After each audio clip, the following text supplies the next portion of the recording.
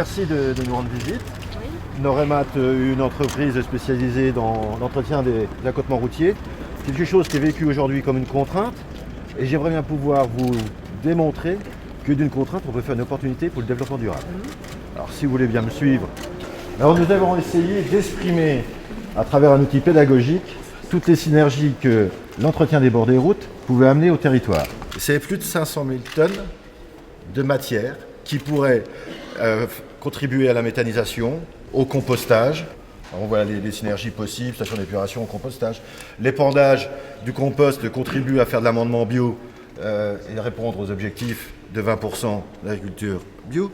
La méthanisation à la ferme, qui vous est poussé très bien, c'est une opportunité formidable de recréer du lien entre la collectivité et le monde rural. Et c'est le moment, je crois, de recréer des économies circulaires au niveau des cantons, sur des boucles de 30-40 km. J'ai souvent ce rêve-là, c'est à partir de la sécurité des routes, l'herbe de bord des routes, qu'elle puisse chauffer l'eau de la piscine. C'est faire un lien. Circulaire. Voilà, on est en plein dans l'économie circulaire. Savez-vous que la totalité de la surface des à côté des routes nationales, c'est l'équivalent de la surface de tous les parcs nationaux. Oui. C'est formidable, je suis très contente d'être là pour vous, non seulement pour vous encourager, mais aussi pour vraiment saluer tout le travail que les élus ont fait pour comprendre aussi ces logiques-là. C'est pas évident de se dire un jour, voilà, les bords de route vont produire de l'économie verte, de la croissance verte, plus les services rendus par la biodiversité. Vous savez, c'est plusieurs milliards d'euros, les services rendus par la biodiversité. Donc il y a toute cette reconquête. Voilà, et j'espère qu'avec ma visite, vous allez encore avoir plus de clients.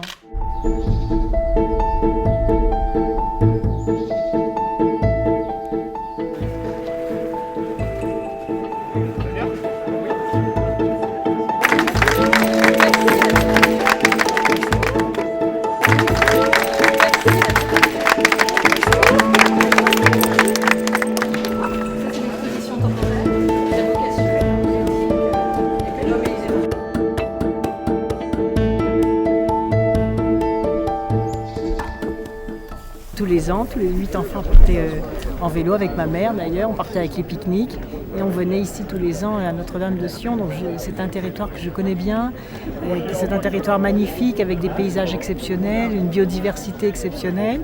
Et donc je suis contente, aujourd'hui le hasard fait bien les choses, qu'en tant que ministre de l'écologie, des paysages, de la biodiversité, de la transition énergétique, je puisse venir valoriser le travail qui est fait ici. Où finalement les habitants et les élus ont pris conscience de la valeur du patrimoine qu'ils avaient entre les mains, qui était transmis depuis des siècles et des siècles, et qu'aujourd'hui, grâce à une vision moderne de l'avenir, on peut être fidèle à la fois au paysage de son enfance et en même temps valoriser, créer des emplois grâce à la mise en valeur de ces paysages. Chaque territoire va obtenir une subvention du Fonds de transition énergétique pour la croissance verte de 500 000 €. Ça va accélérer les travaux et ça va permettre de créer des emplois sur les territoires. Parce que les travaux d'isolation, par exemple, que toutes les communes peuvent lancer sur les bâtiments municipaux, ça peut permettre de baisser la facture énergétique. Travailler local, c'est toujours être relié à la planète.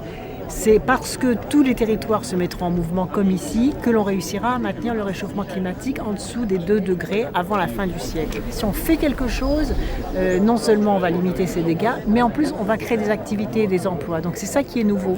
C'est la réconciliation entre l'économie et l'écologie.